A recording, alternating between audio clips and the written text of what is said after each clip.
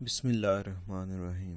السلام علیکم۔ کبوتر کے پاؤں سرخ کیوں ہوتے ہیں؟ جب حضرت نوح علیہ السلام کی کشتی جودی پہاڑ پر پہنچ کر ٹھہر گئی تو حضرت نوح علیہ السلام نے روئے زمین کی خبر لانے کے لیے کبوتر کو بھیجا، تو وہ زمین پر نہیں بلکہ وہ ملک سبا سے زیتون کی ایک پتی چونچ میں لے کر آ گیا۔ تو آپ نے فرمایا کہ تم زمین پر نہیں اترے، اس لیے پھر جاؤ اور روئے زمین کی خبر لاؤ۔ تو کبوتر دوبارہ روانہ ہوا اور مکہ مکرمہ میں حرم کعبہ کی زمین پر اترا اور دیکھ لیا کہ پانی زمین حرم سے ختم ہو چکا ہے اور سرخ رنگ کی مٹی ظاہر ہو گئی ہے۔ کبوتر کے دونوں پاؤں سرخ مٹی سے رنگین ہو گئے اور وہ اسی حالت میں حضرت نوح علیہ السلام کے پاس واپس آ گیا اور عرض کیا کہ اے خدا کے پیغمبر، آپ میرے گلے میں خوبصورت توق عطا فرمائیں اور میرے پاؤں میں سرخ عذاب مرحمت فرمائیں اور مجھے زمین حرم میں سکونت کا شرف عطا فرمائیں۔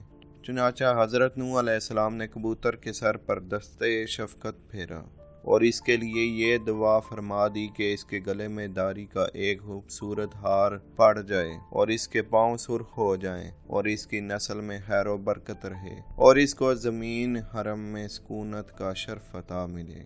سبحان اللہ۔